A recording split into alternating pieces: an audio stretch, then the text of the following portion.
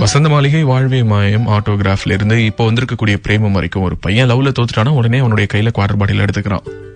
என் love குரு இதே மாதிரி ஒரு பொண்ணும் அவ லவ்ல ஃபெயிலியர் ஆயிட்டா அப்படிங்கிற ஒரே ஒரு காரணத்துக்காக குடிக்க ஆரம்பிச்சா எப்படி இருக்கும்? இது பெண் உரிமை, பெண்ணியம், இந்த மாதிரிலாம் நான் பேச விரும்பல.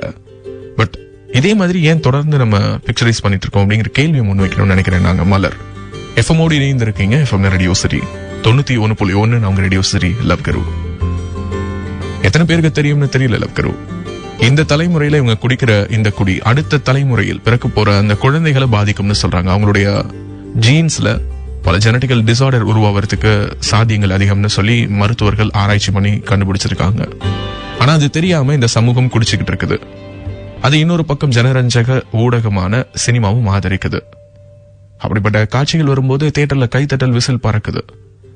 ஒரு ரிவர்ஸா பெண்களும் இந்த மாதிரி பண்ண ஆரம்பிச்சாங்கன்னா எப்படி இருக்கும்? ஒரு பெண் அவளுடைய மனசுல இருக்கக்கூடிய அந்த வலியை சொல்றதுக்கு எங்க வடிகால்களே கிடையாது. சரி, ஓகே, ஆண்கள் தான் அப்படி காலகாலமா ஒரு வடிகால் தேடிட்டு இருக்காங்களே, நாமளும் அதை ஃபாலோ பண்ணுவோம் அப்படின்னு சொல்லிட்டு குடிக்க ஆரம்பிச்சாங்கன்னா இந்த சமூகம் எப்படி பார்க்கும்? ஒரு சில கேள்விகளை முன் வைக்கணும். நாங்க மலர் கூட தொடர்ந்து பேசலாம். ஸ்டேடியம் நீங்க கேட்டுட்டு இருக்கிறது எஃப்எம் ரேடியோ சிட்டி.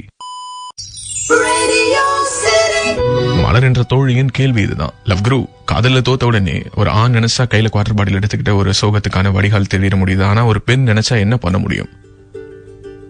ஏன் காலகாலமா சினிமா என்ற ஒரு மிக சக்தி வாய்ந்த வெகுஜன ஊடகமும் அப்படிப்பட்ட காட்சிகளையே காட்சிப்படுத்திட்டு இருக்குதுன்னு சொல்லி கேட்டாங்க. ரொம்ப நியாயமான ஒரு விஷயம்.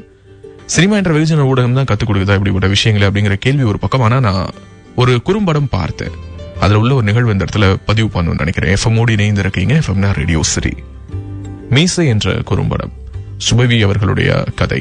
ஒரு பெண், அவளுக்கு காலேஜ் டேஸ்ல ஸ்மோக் பண்ற ஹேபிட் இருக்கும். ஆமா, புகைப்பிடிக்கக்கூடிய பழக்கம் இருக்கும். திருமணம் நடந்து அந்த கணவர் வீட்டுக்கு வந்ததுக்கு பிறகு கொஞ்சம் கட்டுப்படுத்திட்டு இருப்பா புகைப்பிடிக்காம.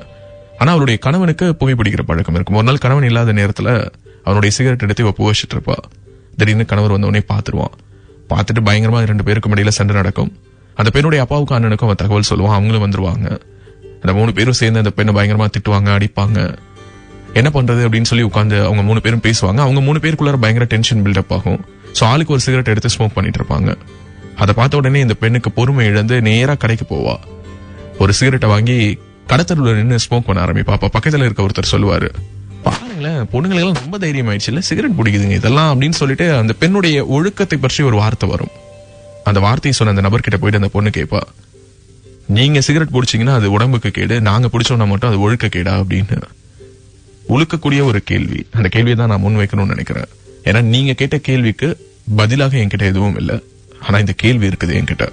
ஸ்டேடியம் நீங்க கேட்டுட்டு இருக்கிறது எஃப்எம் ரேடியோ சிட்டி.